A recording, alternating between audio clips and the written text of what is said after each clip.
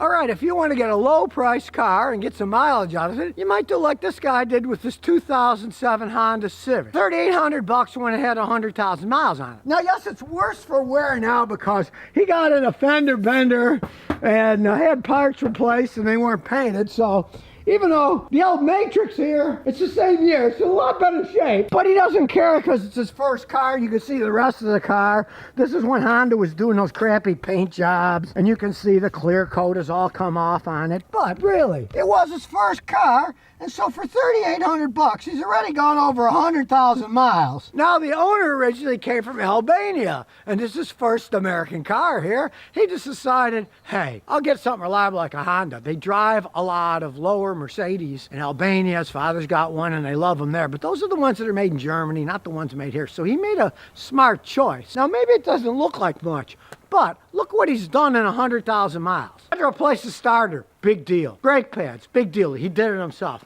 One wheel bearing, he bolted it on and off himself. These are easy cars to work on. The parts don't cost that much. And really, 100,000 miles, and that's all he had to do on it? You can't argue that. Now, yeah, the hood prop fell off, but I mean, big deal. Things fall off. I kind of like it this way. Now you can get it open a lot further, and it won't hit you in the head. Check it out. This is one modification I like. Look at all the room. I'm not going to bump my head when I get up. They should actually make them this way. Hey, Honda, listen to Scotty. Redesign your car so the hoods go up like that normally, and then people can work on them easier. Now, this particular one has a 1.8 liter, which is one of the best engines that Honda ever made. These things can run and run. And for a little car, they're plenty zippy enough. With an automatic transmission. He's one guy, but it does have a back seat for small people. Now it is a somewhat older car. He gets 29, 30 on the highway. Not great by today's standards, but then again, you're gonna buy a car that costs 35 grand up. He paid 3,800. You can buy an awful lot of gasoline with that little differential, let me tell you. It has a little bit of an oil leak. It doesn't really burn oil, but it's got a little bit of oil leak that he can fix if he wants, but I mean, well, when you consider his fender bender and what the car looks like, I don't think he cares if it leaks a little bit of oil. Let's start it up. It's a Honda. It starts right up. It's not shaking. Put in gear, it's still not shaking. Honda knows how to make engines. So out comes a fancy scan tool. Let's see what the innards are like. Here we go. Called intelligent diagnosis. And here's everything it can go through, so here we go. We'll do a smart scan. Got a couple of codes, stuff we really don't care about.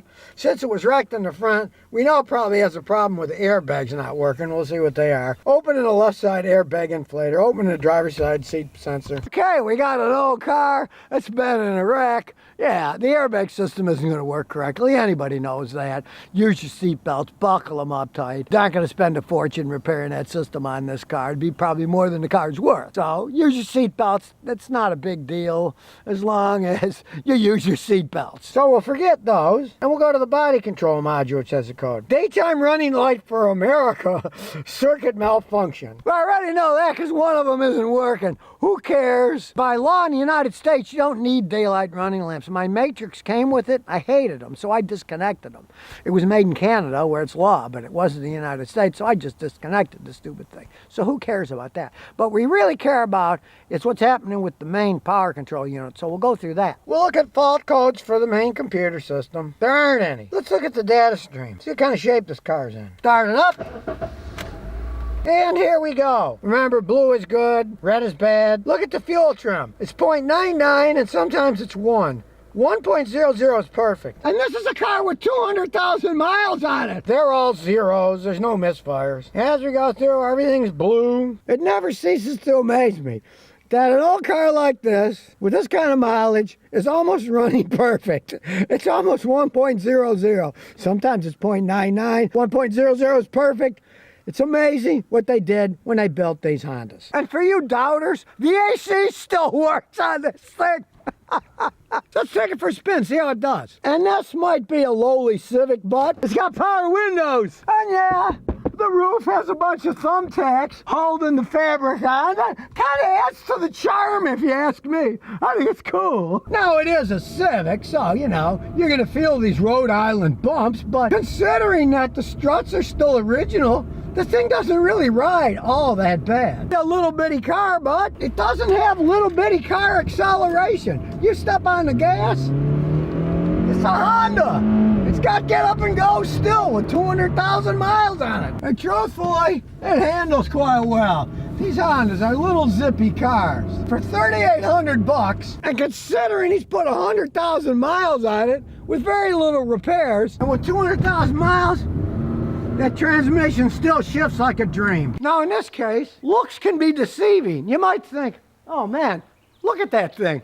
I would not be surprised if this thing, when taken care of, would go another 200,000 miles. It wouldn't shock me in the least. Now, he bought a late model Civic for a very little amount of money with 4,000 miles, and he's got a 15,000 miles on now. This is kind of his backup car. But I would not be surprised at all to see this thing go another 200,000 miles if people take care of it. They're pretty much bulletproof if you do just minor maintenance on the thing. It may not look too good, but it still runs fine. If you close your eyes, which you're not supposed to do when you're driving, you'd think, hey, this car's not that old, yeah?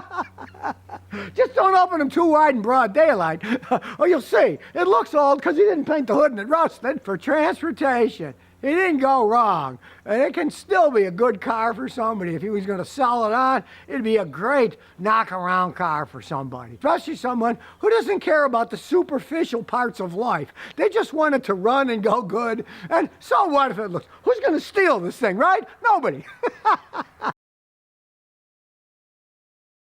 Now, if you look at this Volvo, it's got a moose on it. It looks like a regular Volvo, doesn't it? The paint's coming off because they don't paint them all that great. It looks like an XC90. All-wheel drive, the paint comes off them, but it can run an awful long time. This one has 225,000 miles on it, which isn't surprising for Volvos. They can last a long time. But what's under this hood is what's surprising. It's got a transverse V8 engine. And if you look at it, it kind of looks like one of those Ford Taurus shows that was a V6. There's a reason for this. Back in these days, Ford and Volvo had a thing going, so obviously something was going on with Yamaha too. The odd thing about this Volvo V8 was, it was actually designed by Volvo, but it was built in Japan by Yamaha. Now they're powerful engines. They have a racing version of this with twin turbos that puts out 661 horsepower. And the only problem they had when they first built them was vibration, because it's a transverse motor, right? This has to fit where a smaller engine used to fit. So, instead of a normal V8 with a wide bank, these have a closer together bank. The V angle on this V8 is 60 degrees. You take a conventional American type V8, it's 90 degrees. They're smoother, they don't need a balance shaft. So they found that they shook too much, so they put a balance shaft in them. And they work perfectly fine. But if you own one of these things before mid-2006 design, the balance shaft had this weird bearing on it. Half was in the engine and half was exposed to the outside. So if people who were fanatics would steam clean their engine, it could damage the seal, and if that bearing went out, $15,000 of engine work later, you're not going to be a happy man. But if you're looking at one that's an early model 2006 or newer, you want to make sure that that balance shaft doesn't have any kind of problems, because if it does, you want to fix it before you drive. I had a customer buy one, he didn't, and the engine blew up, and then he got rid of the car because he was going to spend 15 grand. Some people say it's possible, take the radiator and a bunch of crap out. Volvo says the only way you can work on these engines is to pull the engine transmission out, then work on them, then put it back in. That's 15 grand to rebuild an engine. So you don't want to do that. Well, we'll open this one up and look inside. This has still got the original engine in it. Got 225,000 miles, and let's start it up. Sounds pretty good to me. Now, this thing is whirring almost like a German machine. It sounds great for all that mileage on it. This owner, his family has 3 of these V8 Volvos. He likes driving like a maniac. He loves the moose. No one passes the moose, right? He's lucky to get 13 miles a gallon the way he drives. On the other hand, when I had that 2013 Shelby Cobra GT500, I only got 3 miles a gallon when I was driving it around, so it's better than that. Now, he bought this thing used for 7,900 bucks. He's put 75,000 miles on it, and he loves the car. You buy a brand new one when they were new, yeah, you're gonna lose a lot of money. They don't make them anymore, of course. When Volvo started to restructure everything, they kicked the V8 out the window. They decided their platform was going to be 4-cylinder engines and hybrid cars, so a gas hog V8 was not part of their plan.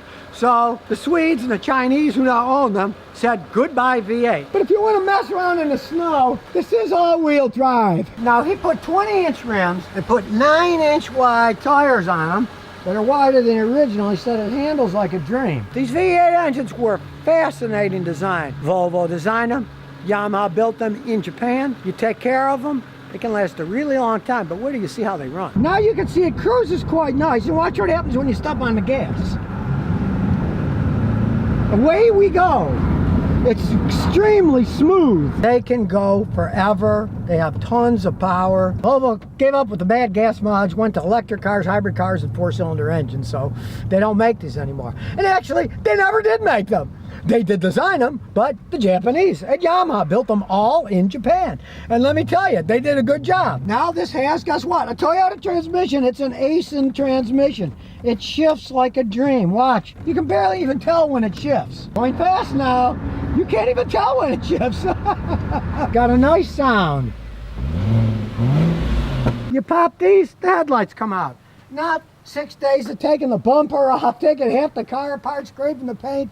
They just slide right out. And these two bolts hold the bumper cover on. You take them off, the whole thing snaps off. Now most people don't know about these V8 Volvos, but to me, this was the pinnacle of Volvo technology. Kind of like the Confederates in the Civil War. Gettysburg was their high point. Well, as far as I'm concerned, this is the high point of Volvo in terms of quality, speed, reliability. It's not the crazy hybrid electric future that they have planned for us all. An amazing machine. You probably never heard of a Volvo with a V8 in them. You probably never seen the race car they made that has the same engine, but it has twin turbos on it, puts out 661 horsepower. Look it up. You'll see it's a really cool looking vehicle, and they were screamers. Guys telling me they had friends, they had them. They got newer Volvos, 2019 and newer. They hated them. They said they were horrible compared to their old Moose. They wish they still had their Moose. They're built for the winter. No rust on these babies. You don't have to worry about rust on them. They are solid built, strong vehicles. And as I mentioned before, they have Toyota Aisin transmissions that are pretty much bulletproof. This thing shifts as good as a brand new one with 200-something thousand miles on it. You want to get a car like this and you don't care about the price of gasoline? If a guy like me, check it out. If he says it's good, go for it. They don't make them like this anymore. But interestingly enough, as you can see, they were starting to worry about ecology even then. This vehicle may include mercury-added devices installed by the manufacturers. Please dispose of them as hazardous waste if you get rid of the car. So you can see even back in the day of this one, they were kind of green. Not with the gas mileage, but with your disposal of it when you were done with it. These things have tons of room. And they got the third row seats. Check them out. There's a battery. You pull the seats out, and out come the seats. And the bottom slide out too. Fascinating design vehicle. They put a lot of thought into this thing. But of course, the main thing was the V8 engine. Designed by Volvo, but built by Yamaha in Japan. And with the rims he put on, you don't think it's a 2007. It looks a lot more like a much newer car. Now this is a 2007 Toyota Corolla that was bought for $2.01 3 years ago by my customer. As you can imagine, $2.01, it was a family deal, basically giving him the car. 3 years later, it still runs pretty good. No matter how you maintain or don't maintain a Toyota Corolla, as long as you keep engine oil in it and don't overheat the engine, they can basically last indefinitely. Now sure, the homemade paint job leaves a little to be desired, and the license plate is held on with a pair of vice grip pliers covered with ice, and the side view mirror is held on with the mechanic's helper duct tape because he ran into the side of the garage. Painted wheels, and we've got a Minion on the front hood. But unlike many other economy cars, these Corollas are solid built. Take a Chevy Cruze. I had a customer with a Chevy Cruze. The first 80,000 miles, 2 of the automatic transmissions went out, and the third one was on its way out. And heck, in his 14-year-old Corolla, the power door locks still work. Check it out, even in the ice. Now it's got the usual Spartan Corolla interior, and we'll start it up here. This one's a standard. Look, it's a racing Toyota Corolla, all souped up. Well, actually, the pipe under there going to the muffler's rotted off. He asked me, "Hey, Scotty, I kind of like the way it sounds. Is it going to hurt anything like that?" Now, of course, over time, if you have the exhaust off like that, the check engine light will come on, which is on now. The car will probably run a little bit on the lean side, and over tens of thousands of miles, it can do some damage to the engine. But on one of these Toyota Corollas, I've seen people drive them 10 years that way, and they still run good enough. Plus, this This is Clarksville, Tennessee. No inspection sticker. Soldiers here at the 101st Airborne, they're all driving fancy cars that they've straight piped and take the mufflers and catalytic converters off, and they're driving around. They're not inspected here, so you can drive them all you want. If you lived in an area where you had to have a muffler and have the emission stuff, yeah, you'd have to fix it, but it's not that big of a deal. The pipe is rotted away. You could weld on a new pipe, or you could just buy a pipe assembly and bolt it on. It's not rocket science. And under the hood is a bulletproof 1.8 liter Toyota 4-cylinder engine, which happens to be the same exact engine that's inside my Toyota Matrix. Only mine still has the beauty cover on it. And I mean exactly the same. They're both the same 1.8 liter 4-cylinder engine. Basically, Toyota Matrix were originally called Toyota Corolla Matrixes. This is just Toyota Corollas with a different body style. Now this one might be the worst for wear, but it still runs fine. As we start it up, starts right up. Of course, it's got noise from that pipe, so you don't want to be asphyxiated. We'll crack the windows a little to let the air flow through. That's the only real downside of having that hole. You don't want to get carbon monoxide poisoning, so roll your windows down if you're driving a baby like this. And don't ever put it on recirculated air. Put it on fresh air so it's sucking air from the top up here and not having any of the vapors come up from the bottom. Now, being a Toyota Corolla, still got killer heat. Everything works on it. Now, it doesn't need maintenance required. Well, there's no biggie on this. Just turn it off, then push the reset button down here, and it will reset itself when you turn the key back on. Watch. You can see the lights gone. That just automatically comes up every 15,000 miles or so to get you ripped off to go to the dealer so they can charge you for things that don't need to be done. That's kind of the truth. It's a sales gimmick is basically what it is. Now, it may be noisy, but it goes on down the road. Power steering works fine. It tracks straight. It doesn't pull or shake. And it's actually not a bad ride. Takes the bumps decently. Brakes work perfectly fine. Don't make any noise. Now, it's not a race car, even though it kind of sounds like one, but it does have a standard transmission, so when this car passes by, we'll give it the gas and see what happens. It's spinning the wheels. Too much power. Well, at least too much power today because it's icy on the road. But on the other hand, with that icy road, you can see it didn't even skid all that much. They were solid built. Especially if you get one for $2.01. You can't look that gift horse in the mouth. All in all, this thing still runs good, and if you want it to be quiet, well, just take your foot off the gas. When it's just cruising, it's not too bad. But as soon as you step on the gas, it's a race Corolla. Not passed the road test with flying colors, but you can see it does have the check engine light on and the airbag light. So let's get the scan tool out. We'll just plug it in, easy to get to on these Toyotas. And it's got 6 trouble codes. Oxygen sensor circuit, which doesn't surprise me at all, because if you got a exhaust missing, it's going to mess with that data for sure. Same code for a different sensor. They're all oxygen sensor codes so far. Okay, then it's got a code for the computer, another oxygen sensor, and another oxygen sensor. None of which surprises me because the exhaust has got that big leak and that messes with the oxygen sensors. Then the computers are going to get weird data. Sometimes it can even trip that it's got a problem, which it has in this case. Got the airbag light, so let's go to seat restraining system, see what that's all about. So it's got a code for the front airbag sensor on the left side and another code for the front airbag sensor. Well, guess what? This baby's an 07's got those stupid Takata airbags. It was probably never taken into under warranty. If you have a car like this, all you got to do is get the VIN number. Call a Toyota dealer and they'll tell you, no, we haven't fixed the Takata airbags. Take it in, they'll fix them for free. You can unplug the fuses if you really wanted to yourself, so you don't have to worry about them blowing up. But, you know, I would never do that as a mechanic. It's your car. You can do what you want with your car.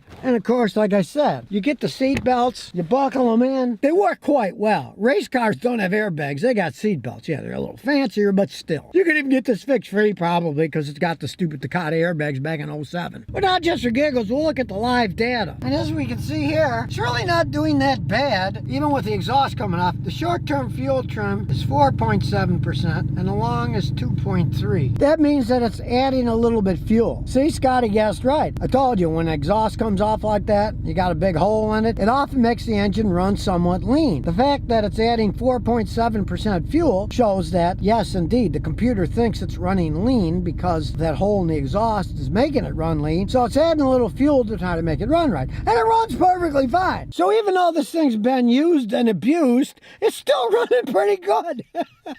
It just shows the overall build quality of these things. And this particular one wasn't even built in Japan. New United Motor. That means it was built in the United States. And here you can see the original color of the car. It was originally a red car. Not what it looks like today. Now, like I said, if this was a comparable car, American car like a Chevy Cruze, I'd say the noise, what it looks like, it's time for the junkyard. Not this thing. It might go another 10, 20 years. I would fix the exhaust myself. I'd get my welding. I'd just get a new pipe and weld it on. It's not that big of a deal. You go to any muffler shop and have that done. But like I say, the kid kind of likes the noise. It's like a racing Corolla now. Beauty's in the eye of the beholder, isn't it? So now you know, looks can be deceiving in a car. So if you never want to miss another one of my new car repair videos, remember to ring that bell.